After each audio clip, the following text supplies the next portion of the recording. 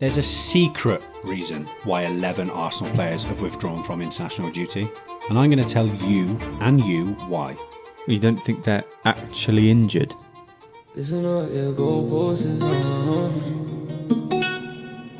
My secret reason of why they've done this. Hold on.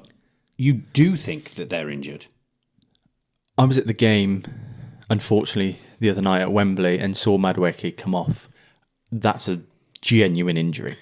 There'll be a couple in there that are, no doubt. No doubt to me that there will be a couple that have felt something, and whether that's, I don't want to risk it going back to Arsenal, or whether it's a genuine potential longish term injury, fine. There's 11 players. Of those players, we've got Eze, Rice, Madueke, Saka, Timber, Zubamendi, Trossard, Saliba, Gabriel, Hincapié and Ødegaard have all withdrawn from international duty. When I list them, I do start thinking, something's up here. But do you think it's a bad thing? If it's not an injury, do I think it's a bad thing? Yeah.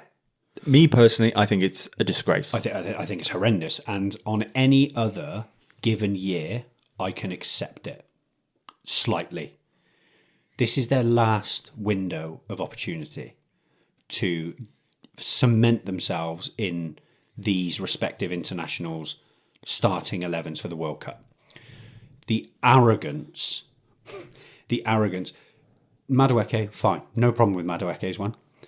Rice and Saka pulling up, reporting for England duty on, say, the Friday and leaving on the Saturday or the Sunday.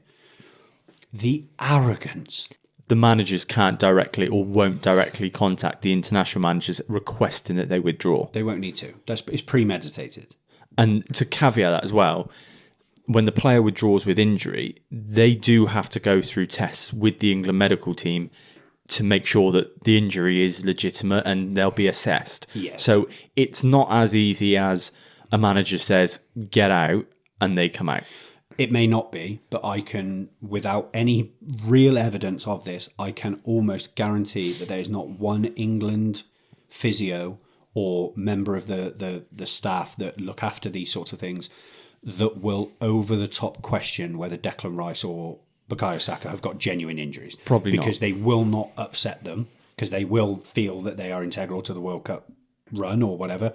If you say, I'm feeling a little niggle in my groin, and they say, okay, well, let's move it about a bit, and they go, yeah, it isn't feeling right, they're not going to go, well, I don't believe you, so I'm not sending you home. So you think Arteta's doing what then? I think there's a premeditated thing to say, look, do you want glory with us or not? Because if you do get injured on this international duty, when really it's just a couple of friendlies, you know you're going to be in the squad, let's just be sensible about it.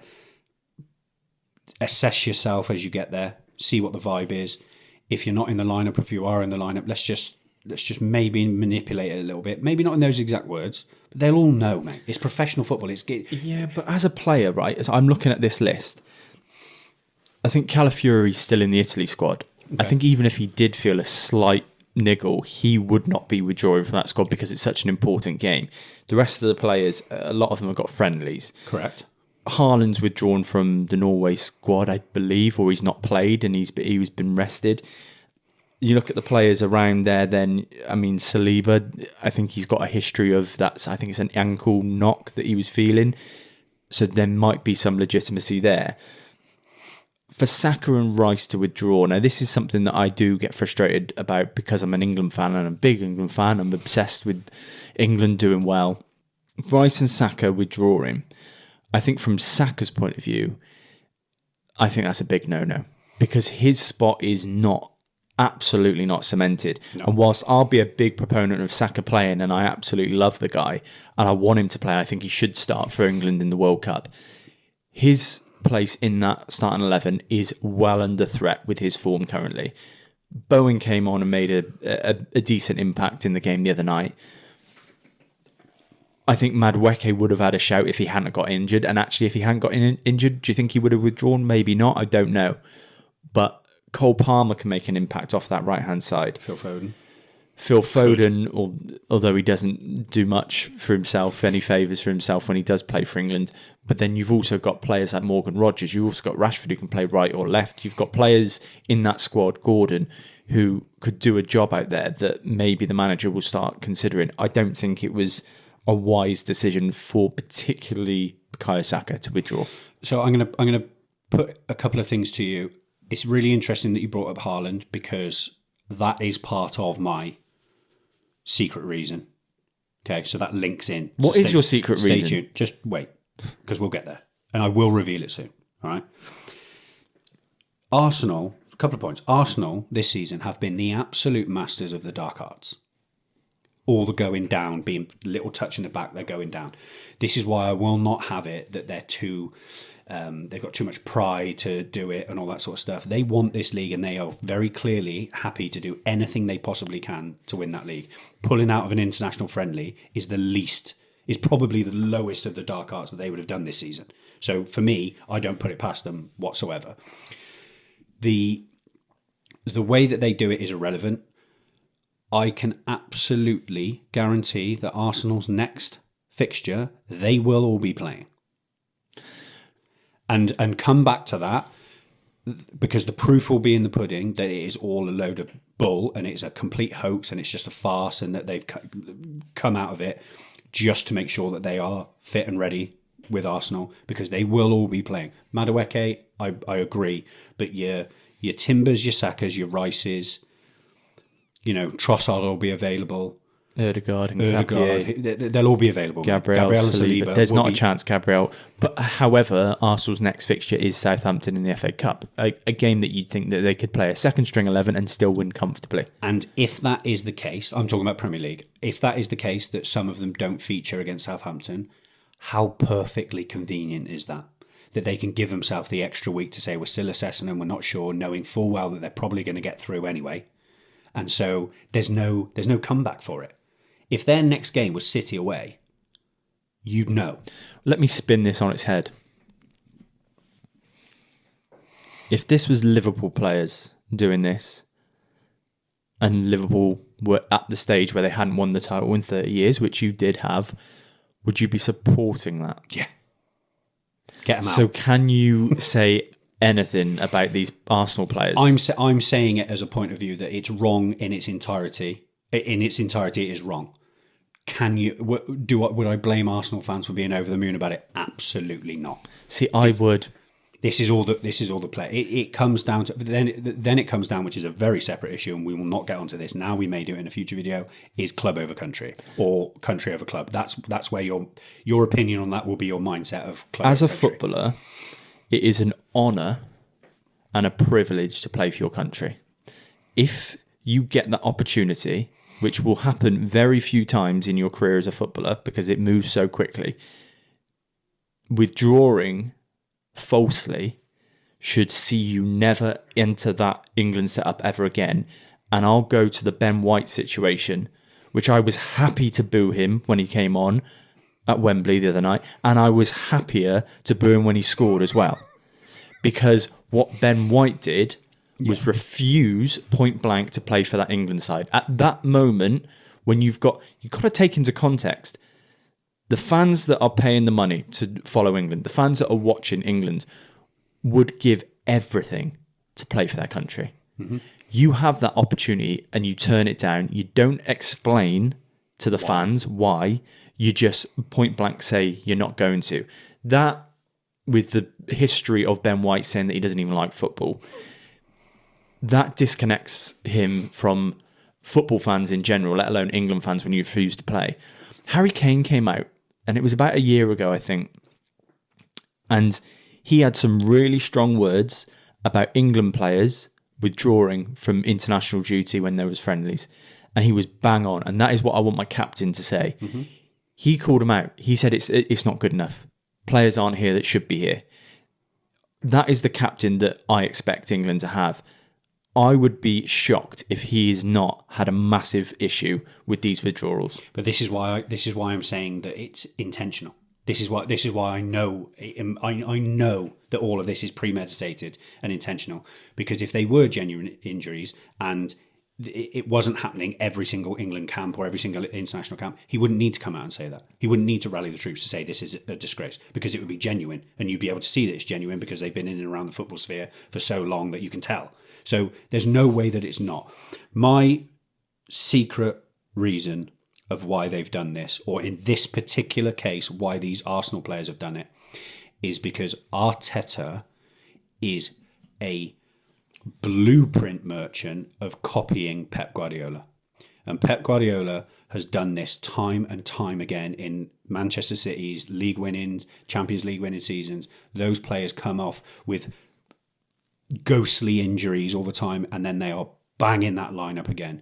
He has picked that out as the way to do it. He was at City with Pep when they would have been doing it. He knows exactly how to manipulate it without needing to speak to the managers of these international teams.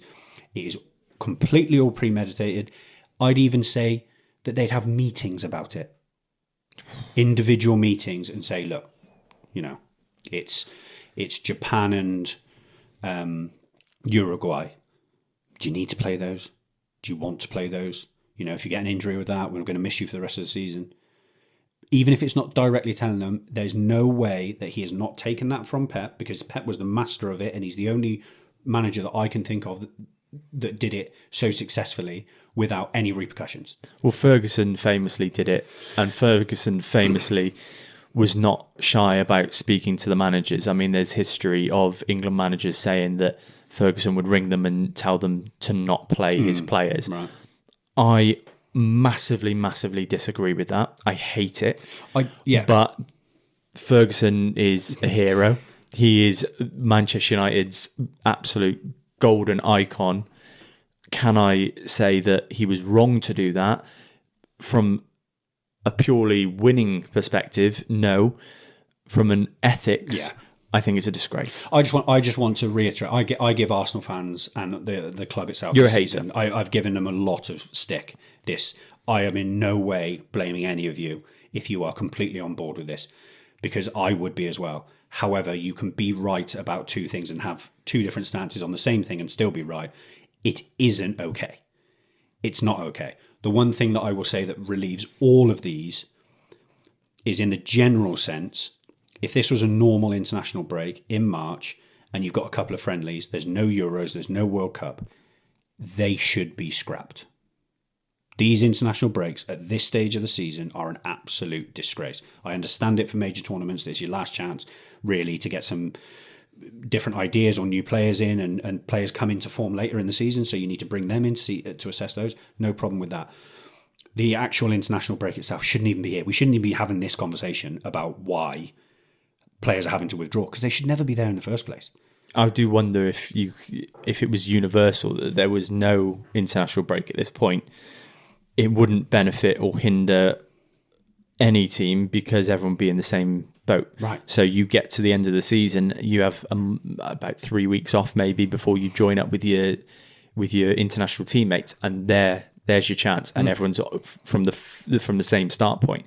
So yeah, I kind of agree with that. I mean, I hate the international break. I absolutely love England. I love watching England, and I can't imagine many people who are obsessed with their country as I am. I just have that in me since a young age.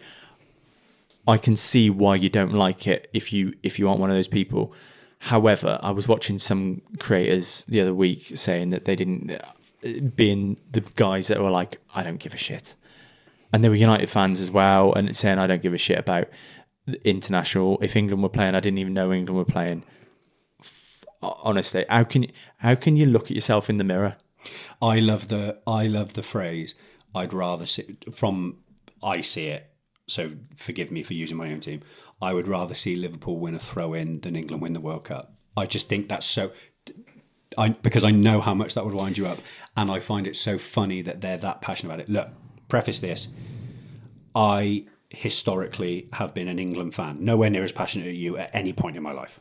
Nowhere near. But we've had some good times watching England tournaments and things like that. I'm looking forward to this World Cup. I'm not a Scouser. I don't have the integration of those beliefs and feelings. However, I have spent a long time going home and away with Liverpool, so those start to drift in. I completely see their point. I'm not as passionate as I once was about England, but I'm not from that city, so I could never claim to have that feeling towards them. Any other city, I don't understand why you wouldn't be. I know you wouldn't understand why the people of Liverpool do either. That's a separate issue. Let's not get into that. I just don't understand why you can't have both. It's like, so Lots of what them annoys do. me, Brand, honestly, what annoys me the most about it is when England get into a final, all of a sudden they're all in their England shirts, all cheering on the team, and then the moment they don't win it, they're the first people on social media saying bottlers, get Southgate out, and all the stuff that has As gone. in generic England fans now that aren't bothered all the way up to a final, then get on the bandwagon. There's a lad who was on TikTok. We followed each other. He's a United fan, and I watched him post a video. He's absolute sound guy. I watched him post a video saying, "I'll be honest with you, I'm a Glory supporter. I won't watch England unless they're in a final." And he's mad on United, like obsessed with United. And then he's like, "But I'll have my England shirt on and I'll be supporting." Like, you do not, and I say this, you do not get an opinion on England at all if you don't watch the games. It's the same as Liverpool fans or Man United fans who don't watch any games, don't go to any games, aren't interested in the slightest until they win something and they're the first to rub it in your face and post it on social media. And there's plenty of those. And there's plenty of them, and this country's full of them. There's a reason why England haven't done well for so long. What Gareth Southgate did when he came into that England setup was he restored values amongst the players. And I think Harry Kane is a great example of that, where your country is absolutely paramount. That is the number one be-all and end-all. You play for your country. Doing well for your country is everything. Should be the ultimate honour. I watched Carl Walker say to Gary Neville, I would swap my treble to win something with England. Yeah. And that is how English footballers should be. Because nothing beats winning a World Cup in football. It is the ultimate goal in football as a footballer. That is what you should be striving for, and that's what the fans should be. It's the one chance we get to all be together.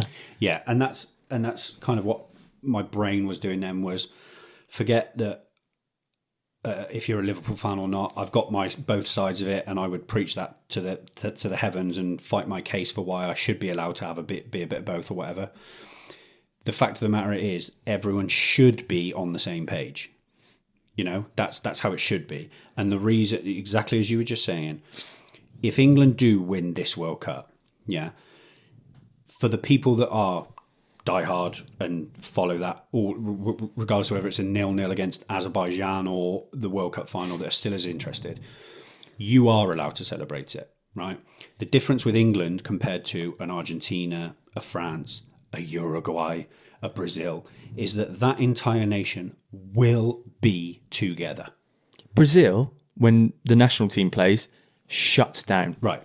People stop working. Everything shuts down when Brazil are in a World Cup. And when Argentina went, you saw those pictures of, was it Buenos Aires they were in? Yeah. And it was whatever. That would be London, but 50% of those would just be bandwagoning. Yeah. For the fact that we've won it and it's Exactly, a day off and all that sort of stuff. Whereas in Argentina, you can guarantee every single one of them would be proud that they've won that trophy. I'd be proud, and I course think, you would be, yeah. but I just don't. I think I would be, but I Well, would of course also, you would be. but I Like, would you've got also to be think about slightly it. bandwagony. No, Because, yeah, but you shouldn't be, because this is an opportunity. When I say together, I think there's a deeper reason behind England and supporting England, and I think there's a deeper reason why I get upset about it. I get upset for a deeper reason about people not supporting England, because this country, this society is so divided, unbelievably divided, that we have one opportunity every 2 to 4 years to get together and all be pulling in the same direction for one thing. We can't even do that. Yeah. It drives me ballistic when I watch fans of other clubs say, I'd rather Liverpool win a throw-in than watch England win a World Cup. Good. See you later. Why don't you go and stay on your own little island together, all there, and then complain when everyone doesn't care about you, doesn't like you? You don't get it both ways, and I'm not going to get into this with you because it's not worth it. However, you didn't come from that place. I didn't come from Manchester. I understand why that club will mean more to you than maybe your country will, because there is a very, very together feeling. You have an opportunity to be friends with everyone in the country, and you don't take it. I think that's absolute. It is the perfect epitome of where the country's going, that we can't even get together and support our own country. And I agree, but I will say that it because of the way the country is, it really isn't, and I know you'll argue the other way, it really isn't as simple as that. And I'm not talking about Liverpool and Scousers and the Scouse Republic and all that sort of stuff. I'm talking about how many people have fucked off with Arsenal fans, how the name that they built for themselves, the name that Geordie's built for themselves, all these delusional fan bases. I feel like in Brazil, Flamengo, Santos, all of these, they probably do put it aside. But in England, why can't we? I don't know the answer to that, but I would say I could put it. You're a Liverpool fan. I'm a Man United fan. I'm not asked whether you're a Liverpool fan. We'll go at it when we're playing it against each other, or when we're fighting for a league title, or even this season. Yeah. But when it comes to England, it's an opportunity for us to be mates, for everyone to be together in the country. But we already are. The issue becomes when, it was just going off a little bit topic, and we're heading towards the end of the show. There are hundreds of thousands of pubs around the UK that will be jam-packed full when England are on. Yeah. Say we went into the local town, or we went to a different city, and there was a group of lads that were in the pub being all boisterous and noisy, and you overhear them saying that they're a fan of this club, or they give a shit opinion on a player. You then, as a male or as a human being that has that almost integrated prejudice about other club and club football, you would find it difficult not to still think that they're a knobhead. Because I would. There's plenty of knobheads, mate. People will think that about me and you. Of course, but that's where... But you have an opportunity to be together. Yeah, but those people aren't taking that opportunity as well. You might be supporting the team, but if you're sat there saying, get Southgate out, which people were doing, Saka should never be starting, the chance about Saka letting his country down because he missed a penalty, I'm a United fan, I think that's a disgrace.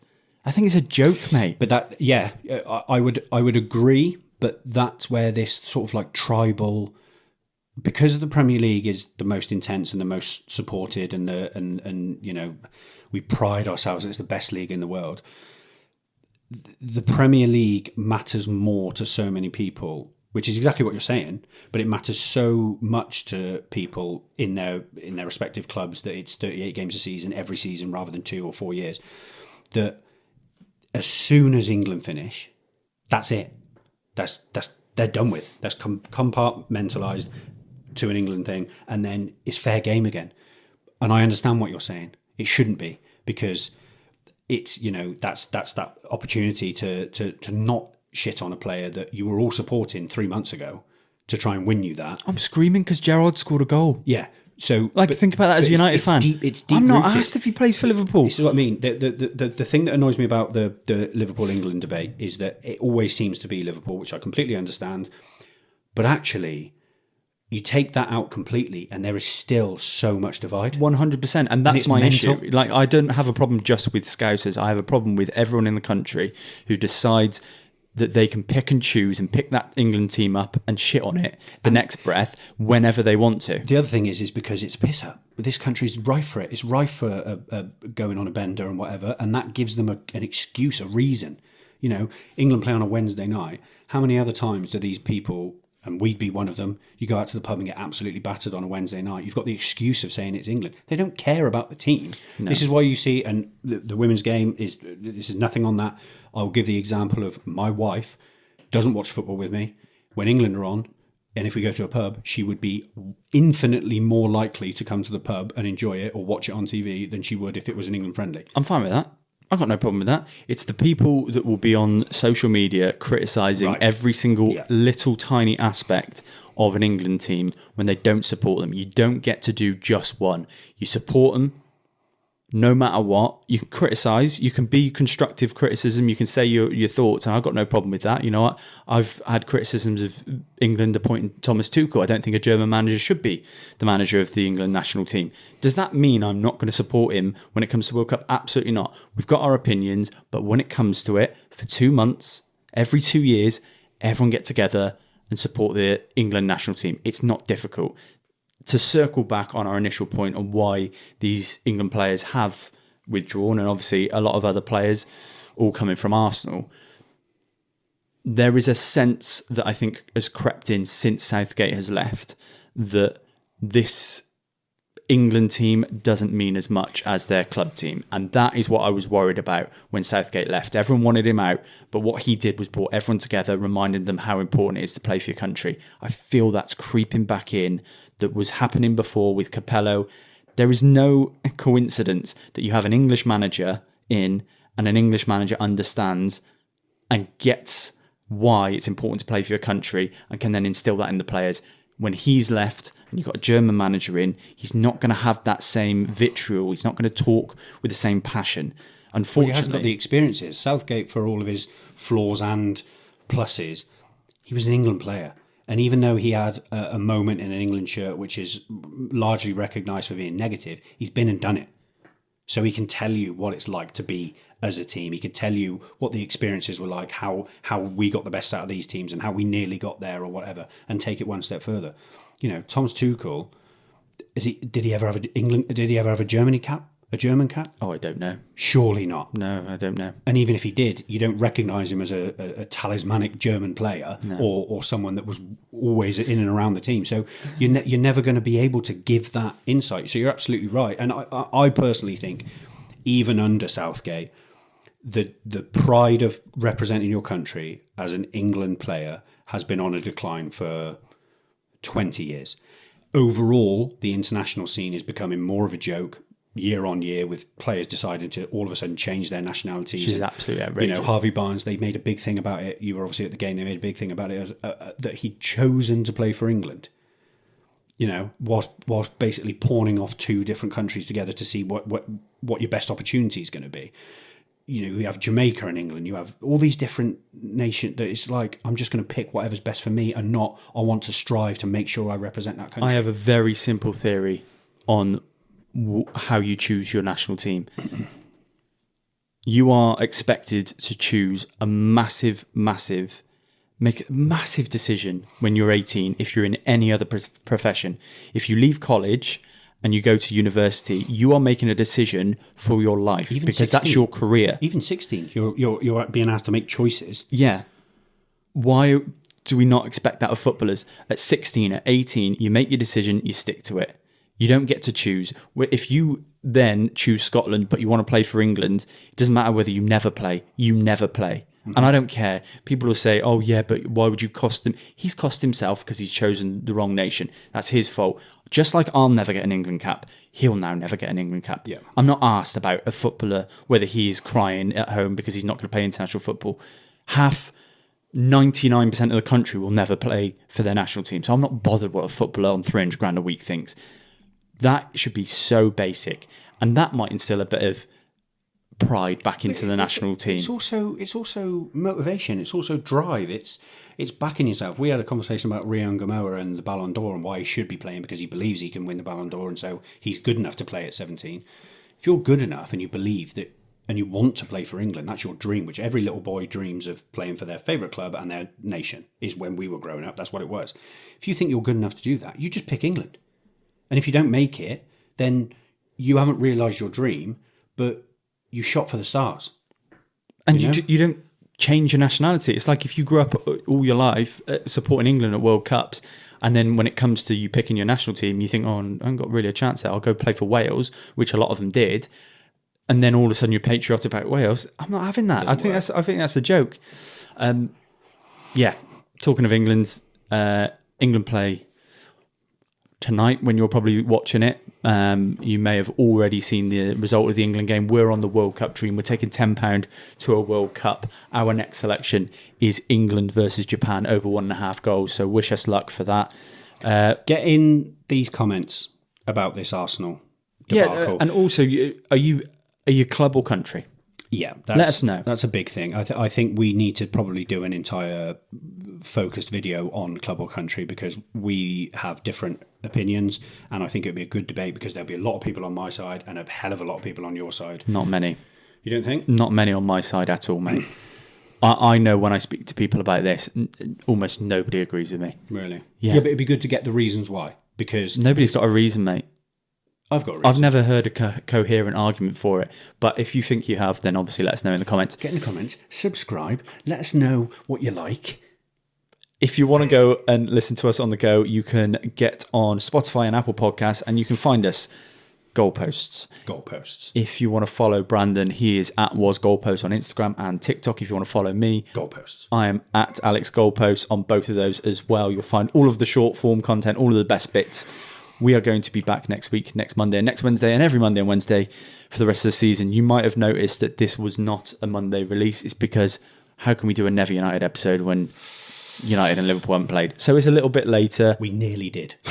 We nearly did, and you wouldn't have enjoyed it, but I meant in this episode, we nearly got to Never United. There was a point where we could have, yeah. We love you. Okay. This is not your goalposts, it's on. Run that shit.